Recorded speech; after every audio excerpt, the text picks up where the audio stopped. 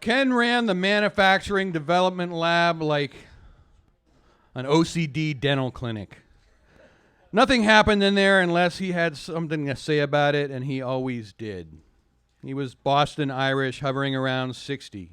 You could tell he was once a freckled ginger who had fermented into a ruddy bulldog. Silver white hair, splotchy red face, gin blossom schnoz. He had a faded anchor tattoo on his forearm and a beer belly that kept his belt buckle well hidden. He was old school in California's high-tech 80s, wearing his Mervyn's polyester pants and tassel loafers, a pressed shirt and tie every day among the 20 and 30-something engineers in our jeans, our T-shirts, and sneakers. The MDL was the lab where my company built military communications hardware under moderate clean room guidelines, and this was Ken's fiefdom. His mission, to bestow his decades of hand-tooled knowledge and hard knocks wisdom on all of us whiz kids, as he referred to us with derision. Ken was an asshole. The man never smiled unless he had just launched a condescending one-liner or was greeting upper management visiting the lab. He ran on black coffee, aqua velva, and bile. At the nearly ripe age of 29, I was assigned my first project leader role on a SATCOM radio with a team of 7 engineers and technicians. We had been prototyping our transceiver design for 5 months before entering Ken's realm. It worked, but building it was a little tricky, or totally fucked up, if you ask Ken. Ken felt it was his duty to lecture us all on all the real-life shit they don't teach you geniuses in college. It's true. None of us had taken introductory to dickhead coworkers.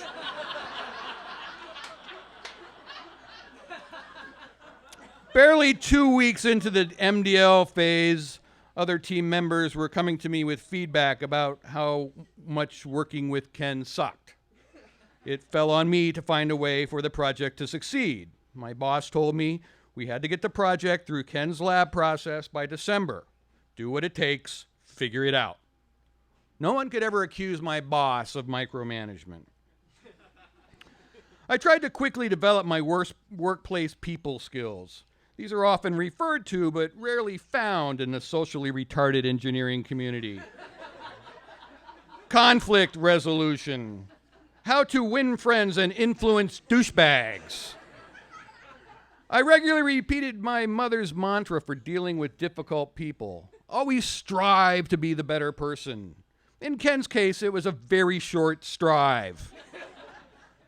I started with forced, overly friendly greetings every day when I saw him. I followed this with strategic deference, like asking him to explain things I already knew. I tried getting him to talk about the old days. Guys over 50 love to talk about the old days. It's genetically encoded. His stories consistently carried this theme of how universally fucked up management was, or how he was always proven right in the end without getting any credit. His anger was multi-generational. After a couple weeks of this, he began to crack. Finally, one morning, he came over and asked me how things were going, practically on the verge of civility. This flare of benevolence lasted about a minute before he yelled at me for having a coffee cup in the clean zone. But it was a breakthrough. He was still a relentless grouch and a total shithead to everyone else, but I was soon the only one he sort of liked. A week or so later, he came to my bench uncharacteristically somber, his perpetual annoyance replaced by a veiled sadness. The forced and fragile small talk we had been practicing for the past month quickly fizzled. I finally asked him what was up. "My wife's moving out this weekend." He said this with guilt-free despondence. He had me cornered and immediately veered into the TMI phase of the conversation. They had been sleeping in separate rooms for months. They tried marriage counseling, but it didn't do a goddamn thing. I told him I was sorry to hear it, and I found out that this was his third wife, which was absolutely no surprise. He told me he had a son and a daughter around my age and that his son hadn't spoken to him in 10 years. And he also had a sister in Florida, but they weren't close either. It became pretty clear that he just wasn't just an ornery bastard at work. To hell with it. I'm retiring when I'm 64 when I can get my full pension. Then he was going to get an RV and travel around and do whatever he wants, wherever he wanted. Sounds great, I said, thinking the conversation would be over. But then he shared with me that his sister thought he should see a psychologist. He was feeling me out, testing the waters to see if I was someone safe to confide in. Somewhere along the way of attempting to form a functional working relationship with this guy, I had inadvertently become his trusted friend. Maybe you should, I said. My dad went to a shrink after my brother died. It did him a lot of good. I had told him about my dad in an earlier conversation, about how he was in the Navy at the same time as Ken.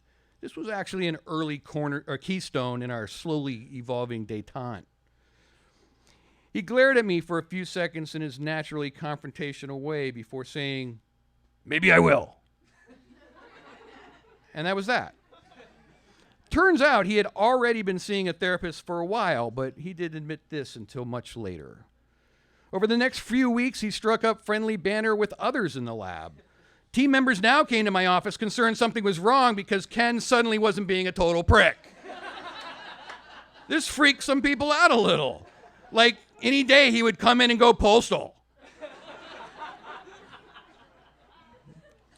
I was eating lunch late in the cafeteria one afternoon, and Ken walked up and asked if I had a minute. I muffled something affirmative through my burrito, but he had already sat down. His face was unclenched for the first time since ever. He started right in. "I've been seeing a really good shrink for a while. Last week something broke open my whole world." This didn't even sound like Ken. This was like Oprah. He was talking in a loud whisper like he was dishing up some inside scoop on the company or breaking another rumor that some bigwig was banging so-and-so. Excited, but forcing himself to stay calm. Remember I told you the ship I was on in Korea got hit? I remembered the ship in Korea part. The getting hit, this was new information. Summer of '52, we got hit by shore artillery. Comm deck took major damage. After that, we broke from the convoy and headed back to port. Up until the last couple of weeks, that's all I remembered about that story. I knew Ken had been a radio tech in the Navy. I didn't know why he was telling me this, but I was along for the ride. He went on wide-eyed and on edge. Me and another guy, I don't remember his name, but he was a friend of mine back then. We both worked comm, but we weren't on duty when we got hit. But we got the orders to go clean up. There were 4 of our buddies dead in there.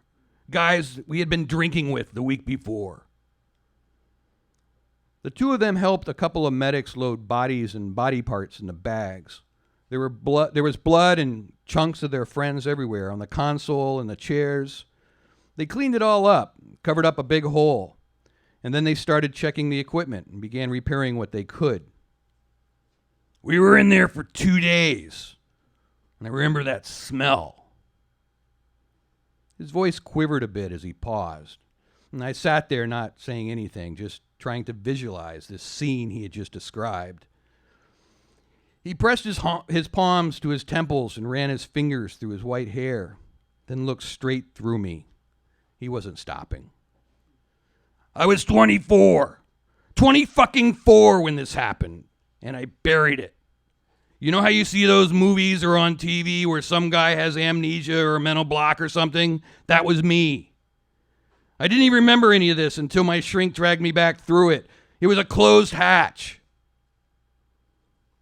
He said he could remember everything else about his time in the Navy, about working on radar and comm systems, but nothing about that room on those 2 days. It was blank, like a dream you forget. When he got to port, he buried it in booze and hookers. And when he came home, he buried it with marriage and kids and bowling league and fucking around on his wife and a string of shitty aerospace jobs that he took to pay a mortgage. And he buried it in anger. This was the seed that created Ken. I said something stupid like, wow, man, that's awful. Then we sat there talking, not talking, for an awkwardly long time. I took drinks of my soda, and Ken stared at the fingers of his right hand as he was drumming them on the table. He took a deep breath, sat straight up, and recomposed himself. Anyway, I thought you should know. I figured you'd understand. He stood up and pushed back his shoulders and transformed instantly back to his regular self. And don't tell any of those bozos you work with. It's still my lab, and I need to run a tight ship. Then he smiled. It was somewhere between self-deprecation and psychosis. Got it, I said. He walked out of the empty cafeteria and never mentioned anything about this again. It was as if we'd never talked. I ended up telling a very watered-down version of Ken's story to my fellow bozos as part of my noble crusade to convince them that Ken really wasn't that bad if you got to know him. Ken got laid off in 1989. Projects going into the MDL had been drying up, much like the defense industry in general. And my job was still safe, but I was fairly sure Ken was toast. So did he. He'd gone through this enough times before. Trying to avoid mutually awkward interaction, I went into his lab late one afternoon to swipe a piece of test equipment. As I wheeled it out, he scurried over to get the door for me. Hey, I'm pretty sure I'm gone after tomorrow, he said that. And he was oddly upbeat, like a prisoner talking about his upcoming parole, or maybe a sailor getting his discharge notice. I grimaced in support and forced out a lackluster, "Good luck, man. It's been nice working with you." And he blurted out a laugh. "Yeah, bullshit." He wasn't going to need any luck. He had his RV, and he was heading out to fly fish the hell out of Montana in a couple of weeks. And he was even going to go visit his son and grandkids in August. We shook hands, and he was off to live the good life, and it was about time. The next few weeks, I turned 58. Retirement is within single digits. I still work in engineering development, but in upper management. And Ken was right. It's universally fucked up. The radios are smaller and much easier to build, and I work with some terrific and incredibly sharp 20 and 30-something engineers. I occasionally bore them with stories about the old days, and I've delicately tried to pass on the real-life shit they didn't get taught in college. And I've dealt with a few more Kens over the last 30 years. I've always tried to remember that some people don't know that they're assholes, and some people don't really care that they're assholes. And sometimes it can take a person 38 years to figure out why he's an asshole. Thanks. All right, that was Eber Lambert.